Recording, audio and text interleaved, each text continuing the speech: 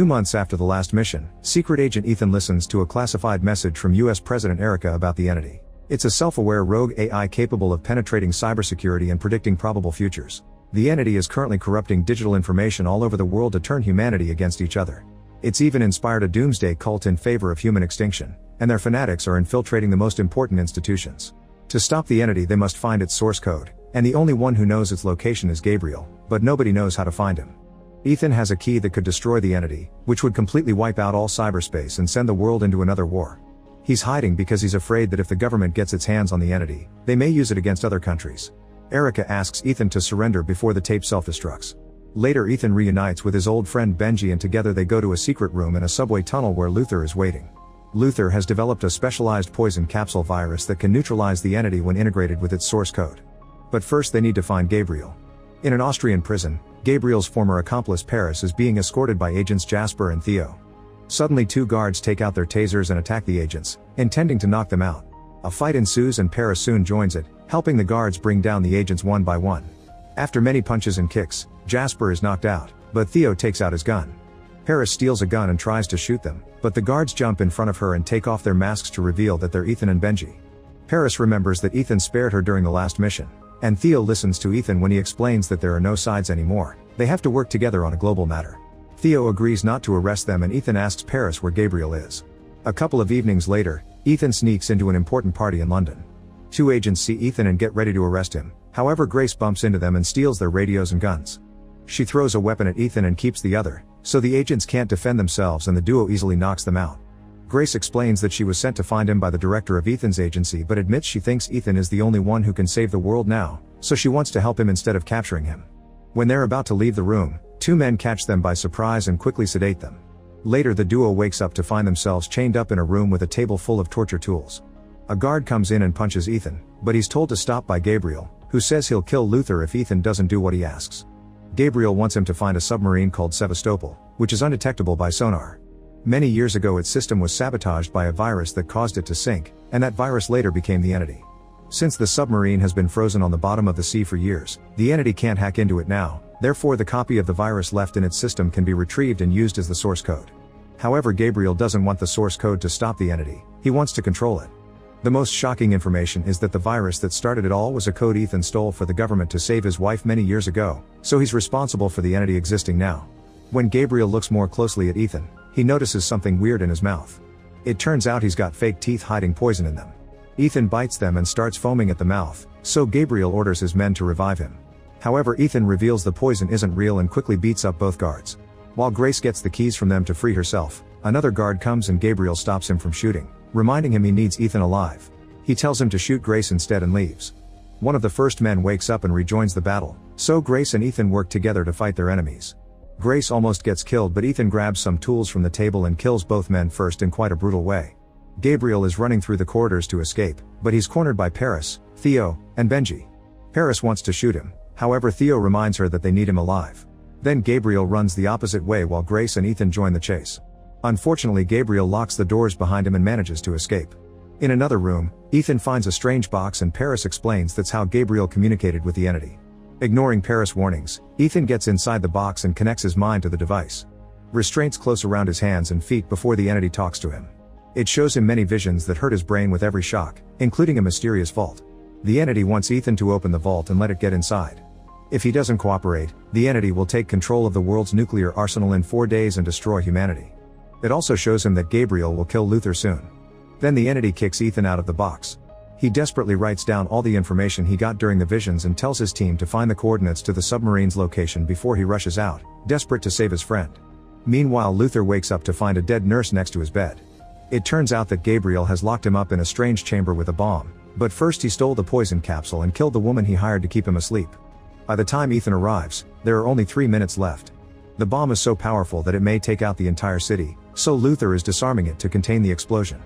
It'll save the city, but it'll kill him and collapse the tunnels. While failing to open the door, Ethan realizes Gabriel wants Luther to die so he can't build another poison capsule. Ethan doesn't want to abandon his friend, but Luther points out that he has no choice and forces him to leave. As Ethan runs through the tunnels, the bomb explodes behind him and kills Luther. When Ethan reaches the street, he's surrounded by Jasper and his men, who take the key from him. At headquarters, Ethan is met by Director Kittredge, who informs him that the entity has already broken into several nuclear arsenals around the world. They have a meeting with the entire board including President Erica. After they review Ethan's mission history, he explains that he needs the key and a ship to find the submarine. An argument ensues since the agency still doesn't want to destroy the entity, so Ethan points out they have no choice now that nuclear weapons are under its control. At that moment an alarm rings and they learn that another country has lost control of its nuclear arsenal. Erica decides to give Ethan 72 hours to solve the issue or he'll be responsible for what happens. Before he leaves on a helicopter, he's given the key and a mysterious envelope. Sometime later on the Northern Pacific, a plane leaves Ethan on a carrier ship. He gives the envelope to the Admiral, who opens it to discover that the message is just a date. The Admiral used to serve with Erica and recognizes the date as the day both lost someone close to them because no authority would take a risk. The carrier is sailing through a difficult area that could start a war, but the Admiral agrees to take the risk that her higher-ups didn't take. Ethan tells her about SOSUS or Sound Surveillance System, which is a network of acoustic undersea cables. If something important happens undersea anywhere in the world, SOSUS can find its exact location. Since the bodies of the submarine crew were recovered by Inuit fishermen, they guess that the SOSUS station that picked up the accident is the one on St. Matthew Island in the Bering Sea. Going there may risk starting a war with Russia, not to mention that Ethan will have to meet his team at the exact same place at the exact same time to bring him out of the ice. The Admiral is skeptical but they don't have a better plan. At the island, Benji and the team meet William, who has been managing the SOSUS station for 30 years. He's a legendary coder who tried to warn people about the entity for decades, but nobody listened to him.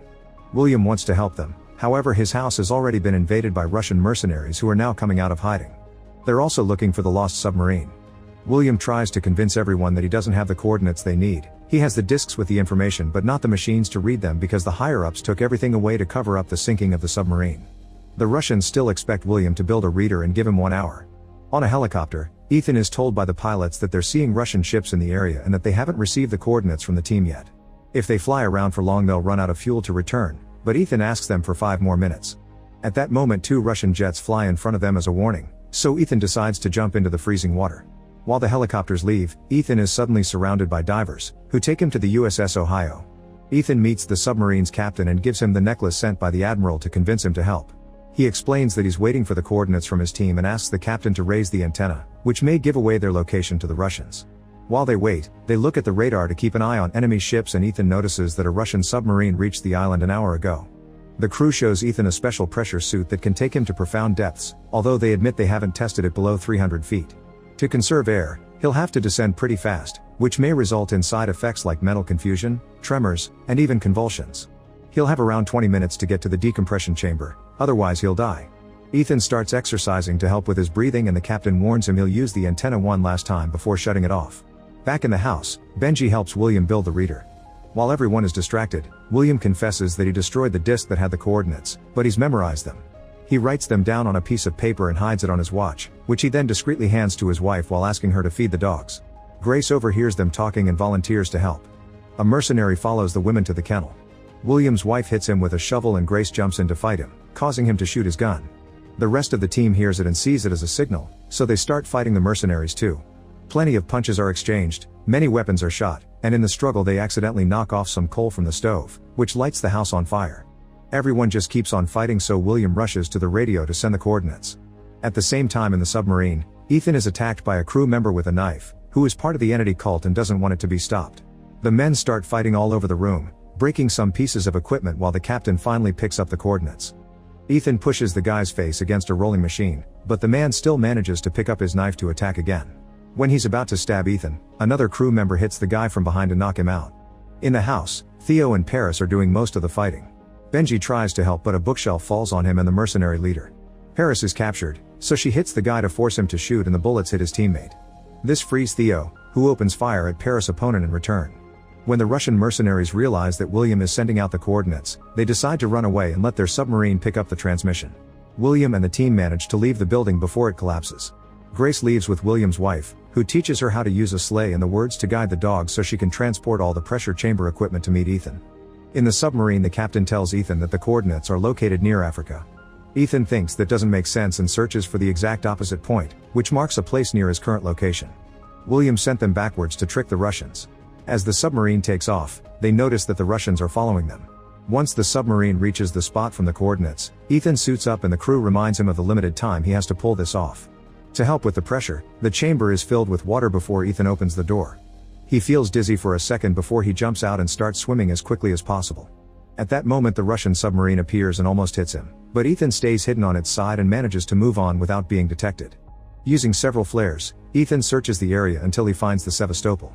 When he gets inside, water immediately goes in too and the weight causes the submarine to move.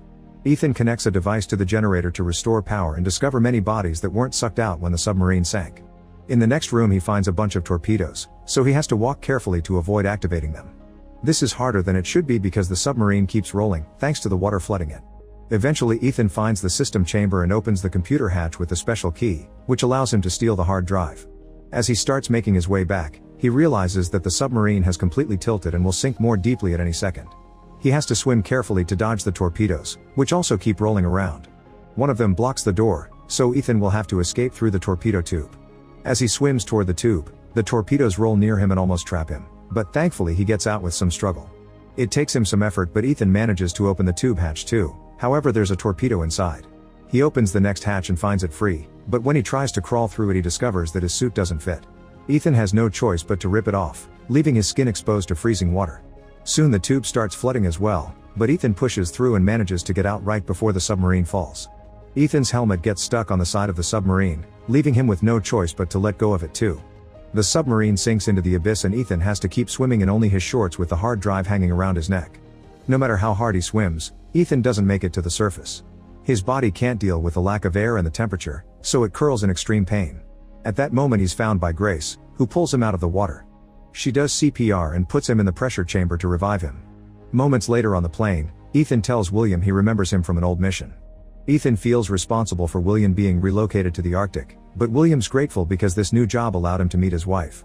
The team discusses the entity's plan and concludes it must have a place to hide before launching the nuclear attack.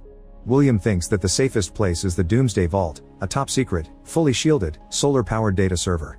Ethan realizes that's the place the entity showed him in the visions and guesses that Gabriel must already be there. They need to get Luther's poison capsule back from him to combine it with the source code, then that combo will force the entity to enter a 5D optical data drive and capture it there. However, they must pull out the data drive at the exact second to keep the entity from escaping but also to prevent it from launching the nuclear attack. First they'll have to let the entity enter the vault, so they'll have to give the hard drive to Gabriel to let him do the combination and stop him at the last second. In Africa, the team crosses several tunnels until they find the chamber with the vault. Ethan makes the others hide and moves ahead alone until he finds a nuclear bomb. Gabriel comes out and gloats, so Ethan pretends he's very upset to give him the hard drive. The moment is interrupted by Jasper, who surprises Gabriel with a gun from behind. A bunch of agents come out of hiding, revealing they've captured the team as well. Gabriel's assistant is also surrounded, so he activates the bomb which will blow up in 20 minutes.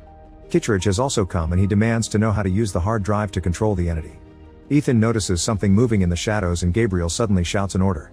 His men open fire and a shootout ensues, with people from all sides running to hide. Gabriel rushes to his jeep and manages to drive away with the poison capsule while dodging the bullets coming his way. Ethan rushes to get on another jeep to chase him and Kittredge and Jasper do the same. As the vehicles race through the tunnels, Ethan's jeep is pushed until he crashes. Luckily he isn't hurt and keeps running until he finds Gabriel escaping on a biplane. Ethan's about to give up when he sees the assistant getting away on a plane too, so he holds on to a metal bar to come along. He then climbs up until he reaches the pilot's seat and punches the assistant to knock him out. The plane starts to fall and roll, so the assistant's body drops out when Ethan pulls off the seatbelt. Then Ethan takes control of the plane and chases after Gabriel. Their planes hit each other a few times, causing some damage in the process. Back in the cave, Benji reveals that he's been shot. William volunteers to disarm the bomb, so his wife and Theo stay with him while Paris and Grace take Benji into the server room. William thinks they may not make it but soon discovers there are some cables he can cut to make the explosion smaller and give them a short window to escape. Once inside, Benji realizes his lung is collapsing, so he gives Paris a few instructions to do an improvised operation on him. The process is very painful but this doesn't stop Benji from guiding Paris through it and telling Grace how to activate the server. Thankfully both women follow his guidance perfectly, so Benji's lung recovers and Grace opens the server line for the entity to get in. She also connects the data drive, so now they just have to wait for their friend to get the poison back. In the air, Ethan's plane is coming apart, so he jumps off and lands on Gabriel's plane right before the other one falls and crashes. Gabriel starts doing all kinds of crazy tricks, hoping to throw Ethan off. However, Ethan always manages to find a new spot to hold on to and hides under the wing, making Gabriel think he's fallen. When Gabriel starts piloting normally again, Ethan comes closer to punch him. Unfortunately it doesn't knock him out and Gabriel starts pulling some crazy tricks again. As Ethan holds onto the seatbelt, the propeller begins to fail and Gabriel is forced to fly normally. He then tries to stab Ethan, who uses the chance to break his arm and steal the poison capsule before punching Gabriel again. He also disconnects the seatbelt, so when the plane turns, Gabriel falls out. The wind pushes his groin against the side of the plane and hits his head on the metal, instantly killing him. Afterward, Ethan tries to regain control of the plane, however the propeller has caught on fire. He jumps off using a parachute, only for it to get burned off as well. As he falls at great speed, Ethan manages to insert the poison pill into the hard drive right as Grace removes the 5D data drive and William cuts the cables on the bomb. Power goes out in the entire world and the nuclear weapons are stopped. Grace stares at the data drive glowing and realizes the plan has worked. William and the others join them, confirming that they outran the bomb and the damage was minimal. Soon the power comes back and Erica receives a call confirming that the entity is gone. In the mountains, Ethan lands safely thanks to a backup parachute. He hears a voice in the hard drive and realizes it's Luther sending him a final goodbye. This message is designed to self-destruct, so by the time Kittredge and Jasper find Ethan, the hard drive and the poison capsule are completely useless. Kittredge is frustrated but Jasper actually congratulates Ethan for his success. Sometime later the team reunites with Ethan and Grace gives him the data drive with the entity. Then the group splits so they can continue to live in the shadows. Make sure to subscribe and turn on notifications so you can watch more videos like this. Thanks for watching.